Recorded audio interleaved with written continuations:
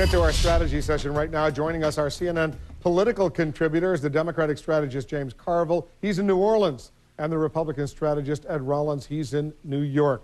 Guys, thanks very much for coming in. James, you're there, the oil spill. Let me talk briefly with you about that. First, there have been some suggestions you can actually smell the oil in New Orleans. Can you? No, I'd heard that too when I was away. I have not. I've not smelled it, nor have I heard anybody talking about it. But I had heard some of the reports when I was out in New Orleans. But I've been here. I got back last night, and I haven't smelled it at all. Now, so from your perspective, as a resident of New Orleans, how bad is this thing?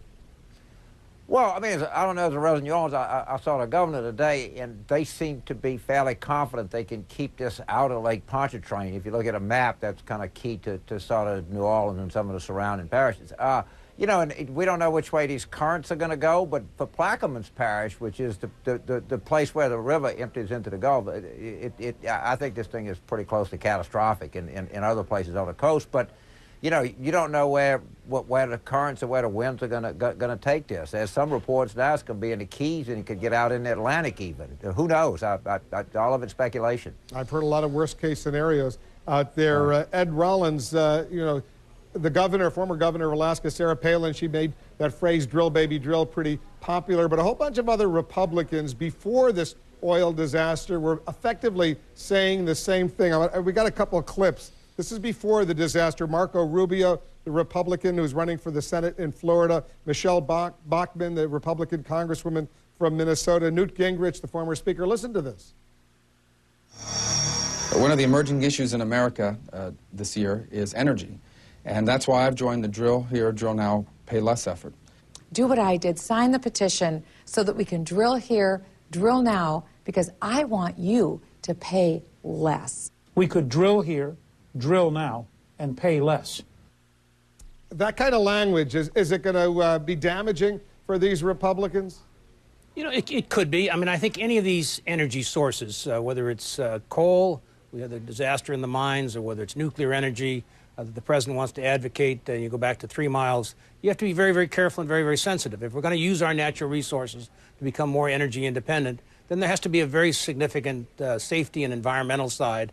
And I think slogans, drill, baby, drill, or whatever you want to use, sometimes is insensitive to the issues. And these are very complicated issues. And both Republicans and Democrats, as a nation, if we're going to be energy-free, have got to basically be very sensitive to our environment. Yeah, and let's not forget, James, it was only at the end of March when the president sort of reversed course and announced he would now support some offshore drilling off the Atlantic coast and the Florida coast, and that generated some commotion at the time. Harris, which I'm not very good at, neither is Ed. But I think what energy, all people would say that, look, this was a deep water exploration, this was a deep water rig, and there's certainly challenges that go with drilling in 5,000 feet that may not go with drilling in 300 feet. But I hardly pass myself on that, but I just thought that's a distinction worth making here. And I don't think anybody's calling for stopping the current drilling. I mean, you couldn't do that. We're too dependent on this. So, James, I want to interrupt. I missed the top of what you said, the distinction. What was the distinction you were referring to when the president came out for offshore oil drilling at the end of March? You responded by saying what? I missed the top of that. Now, I'm sorry. I said one of the distinctions I think people are going to make, and I think all people would make, is this was at 5,000 feet. I think it's a lot safer in the more shallow the water that you drill in. But it'll be some time before we go back to drilling in that deeper water. So and it's probably going to delay the whole thing for a long time. But I don't think anybody's saying we should stop the drilling in shallow water right now. The one thing that will happen, though, having grown up in California and having watched the Santa Barbara disaster a number of years ago, it will prolong the process of any future offshore oil. And I think to a certain extent, we all have to be very sensitive to that.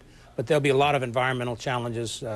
You know, you can't watch a disaster like this and not basically, as Americans, this is not Democrat, Republican, this is as Americans, be extremely concerned.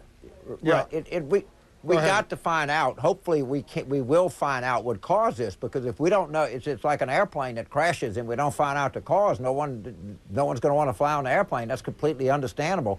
Hopefully, we can find out what caused this, and people can assure that this kind of thing can be corrected. But until that happens, people are not. This thing is a Class A disaster right now. Yeah, and there's all sorts of worst case scenarios, Ed, that are out there right now. One economist, David Kotak, writing this as a potential worst case scenario. God forbid this should happen.